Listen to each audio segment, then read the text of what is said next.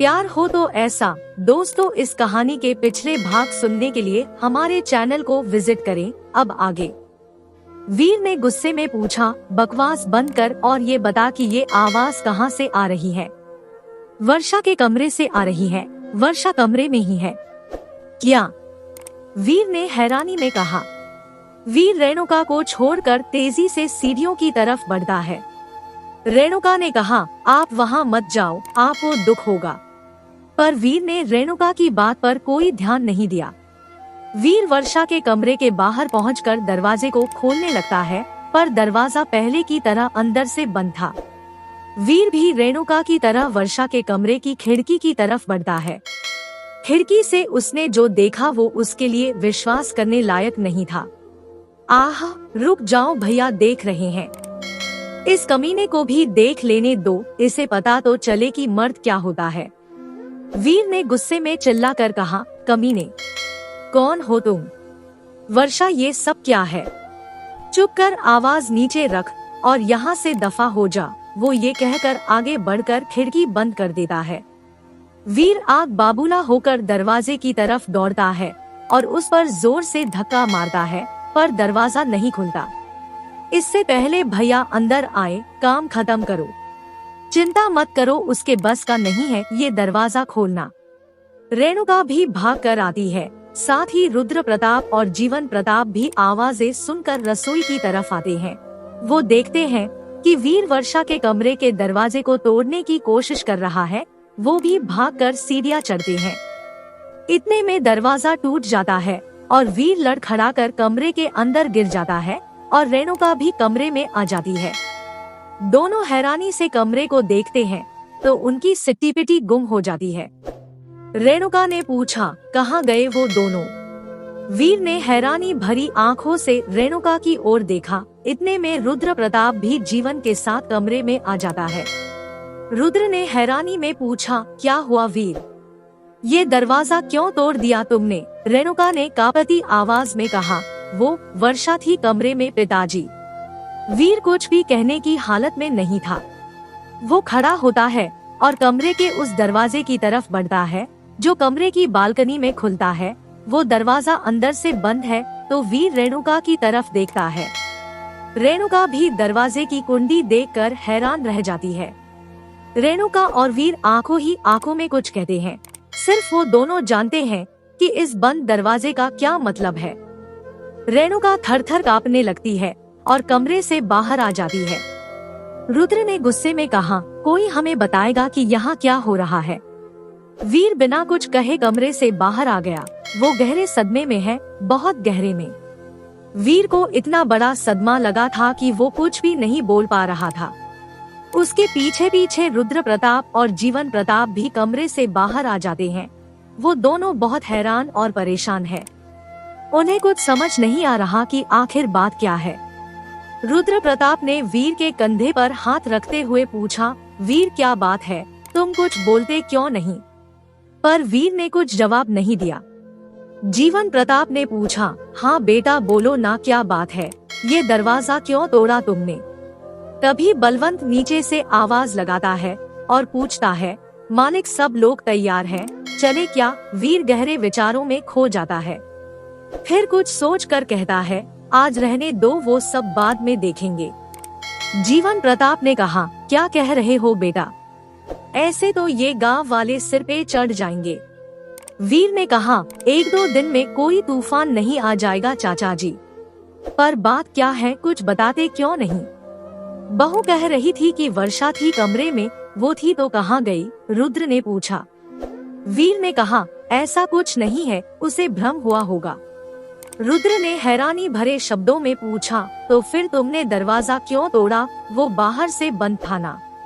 पिताजी, दरवाजा अटक गया था, उसे खोलने की कोशिश कर रहा था, बस इतनी सी बात है। तो फिर बहू क्यों कह रही थी कि वर्षा कमरे में थी? उसका दिमाग खराब है पिताजी, दरवाजा अटका हुआ था इसलिए उसने सोचा कि वर्षा अंदर है। रेणुका वहीं खड़ी हुई सब सुन रही थी। दिमाग तो इसका खराब है ही। हाँ, रुद्र ने कहा और कहकर वहाँ से चल दिया। फिर जीवन भी वहाँ से चुपचाप चला गया। वीर ने गहरी सांस ली और भारी भारी कदमों से अपने कमरे की तरफ चल पड़ा। रेणुका भी उसके पीछे पीछे कमरे में आ गई। रेणुका ने पूछा, क्या कहा आपने? मेरा दिमाग खराब है, क्या आपने वर्षा को कमरे में नहीं देखा? वीर ने कहा, चुप कर, मैं अभी बहस के मूड में नहीं हूँ। रेणुका ने पूछा, पर ये सब था क्या? मैंने कहा ना चुप रहो, अपना काम देखो जाकर, मुझे अकेला छोड़ दो। रेणुका कमरे से बाहर निकलकर रसोई में आ जाती है। माधव ने पूछा, क्या हुआ मालकिन? रेणुका ने कहा, कुछ नहीं काका, चलिए खाना तैयार करते हैं। उधर रूपा ने झुंझलाहट में कहा, किशोर कब तक बैठे रहेंगे हम इस गुफा में? किशोर ने कहा, लगता है रास्ता साफ है, काफी देर से कोई आवाज तो नहीं आई। ऐसा करता हूँ, थोड़ा सा पत्थर हटा कर देखता हूँ। हाँ देखो, पर जरा ध्यान से। तुम चिंता मत करो और पत्थर छोड़कर पीछे हट जाओ, मैं बाहर झांक कर देखता हूँ। किशोर बाहर झांक कर देखता है। दिख तो कुछ नहीं रहा, लगता है रास्ता साफ है और चलते हैं। ठीक है चलो जल्दी, हमें हर हाल में आज वापस गांव पहुंचना है। ठीक है आओ। दोनों गुफा से बाहर आकर सुबह की खुली हवा में सांस लेते हैं और चारों तरफ देखते हैं कि कहीं कोई खतरा तो नहीं। किशोर ने कहा, रुको मैं ये मोटी सी लकड़ी उठा लेता हूँ, रास्ते में काम आएगी। ठीक कह रहे हो, जिस तरह का ये जंगल है हमारे पास कुछ तो होना ही चाहिए। ये लो एक डंडा, तुम भी पकड़ लो। किशोर लकड़ी का एक मोटा सा डंडा रूपा की तरफ बढ़ाता है। रूपा ने किशोर से पूछा, मदन और वर्षा अता नहीं कहाँ होंगे? क्या वो गांव पहुँच गए होंगे? पता नहीं, क्या पता वो भी हमारी तरह कहीं भटक रहे हों। रूपा ने कहा, बिल्कुल हो सकता है। रूपा ने कहा, तुम इधर मत देखना। अरे भाई ये जंगल है, चारों तरफ ध्यान रखना पड़ता है, जल्दी करो, हमें आज इस जंगल से निकलना ही होगा। बस अभी आ रही हूँ। ठीक है, पर जल्दी करो। वर्षा अपनी सुबह की दिनचर्या पूरी करके आती है। चलो। वर्षा ने कहा, तुमने तो परेशान कर दिया। अरे तुम समझती नहीं, मैं जानबूझकर बातें कर रहा था ताकि पता चलता रहे कि झाड़ियों के पीछे तुम ठीक हो। पर देखो खाने का इंतजाम हो गया। वर्षा ने हैरानी में पूछा, वो कैसे? देखो वो सामने उस पेड़ पर बेल लटक रही है, खाई है कभी क्या? हाँ हाँ खूब खाई है। चलो जल्दी से तोड़ते हैं। रुको, जंगल में कोई भी काम भागदौड़ में नहीं करते, यहाँ कदम कदम पर खतरे हैं। आराम से चुपचाप चारों तरफ देखते हुए चलते हैं। ठीक है, मुझे भूख लगी है ना, इसलिए जल्दी मचा रही थी। भूख तो मुझे भी लगी है, चलो चलते हैं। दोनों दबे पांव चारों तरफ देखते हुए उस पेड़ के पास जाते हैं। वर्षा ने कहा, ऐसा करते हैं, पेड़ पर ही चढ़ जाते हैं। क्या कहते हो? ख्याल तो अच्छा है। तुम्हारा दिमाग अब ठीक चल रहा है। क्या मतलब? क्या पहले ठीक नहीं था? ठीक होता तो क्या तुम मुझ गरीब से प्यार करती? कैसी बातें करते हो तुम, शर्म नहीं आती तुम्हें ऐसा कहते हुए? गरीब वो होता है जिसकी सोच छोटी होती है। अरे ये तुमने कहाँ से सुना? उसी प्रेम से सुना था। एक बार जब मैं मंदिर से निकल रही थी तो उसको किसी को कहते हुए सुना था। ऐसा ही है प्रेम। मदन ने कहा, उसके मुंह से कुछ ना कुछ अच्छा निकलता रहता है, काश उससे दोबारा मिल पाता। पता नहीं कहाँ होगा वो। मदन जी, वैसे हम शायद यहाँ कुछ खाने आए थे। मदन ने कहा, हाँ चलो पहले तुम चढ़ो, आराम से पेड़ पर बैठे बैठे खाते रहेंगे। वर्षा पेड़ पर चढ़ जाती है और मदन भी उसके चढ़ने के बाद पेड़ पर चढ़ जाता है। वर्षा एक बेल तोड़कर मदन को देती है। मदन ने कहा, अरे नहीं पहले तुम खाओ, मैं तोड़ लूंगा। अरे लो ना, मेरे हाथ के नजदीक एक और है, मैं वो खा लूंगी।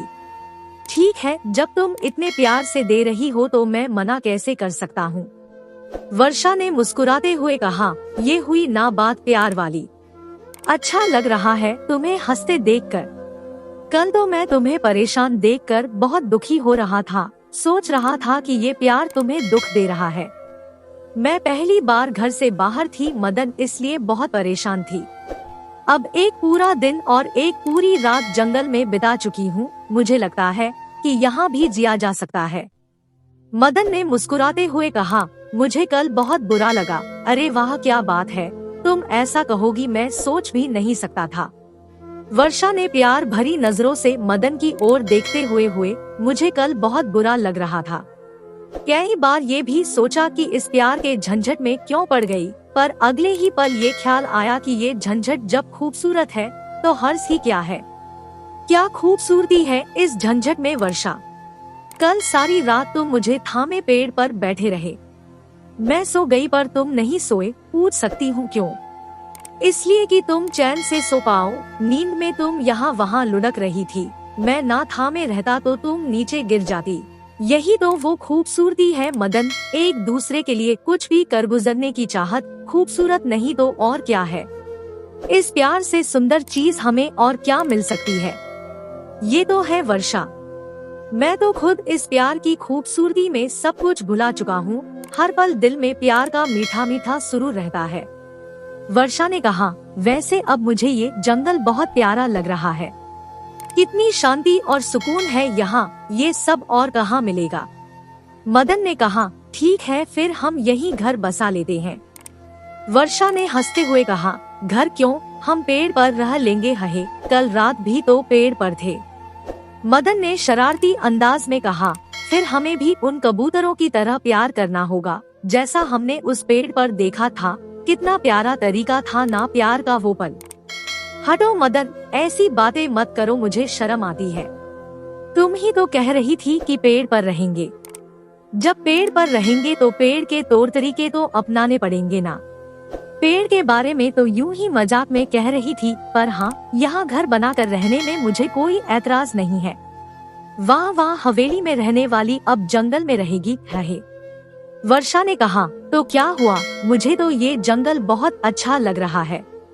ये सब तो ठीक है वर्षा, पर ये जंगल पलक झपकते ही अपना रूप बदल सकता है, इसलिए ऐसी बातें मत सोचो। हम मेरे चाचा जी के गांव चल रहे हैं। वैसे जब तक हम यहाँ से नहीं निकलते तब तक हम यहीं हैं, इसलिए अपना दिल खुश कर लो। वर्षा ने कहा, ठीक है बाबा, ले चलो मुझे जहाँ ले चलना है, मैंने क्या कभी मना किया है। मदन ने एक पेड़ की तरफ इशारा करते हुए कहा, अरे वो देखो। कहाँ देखूं?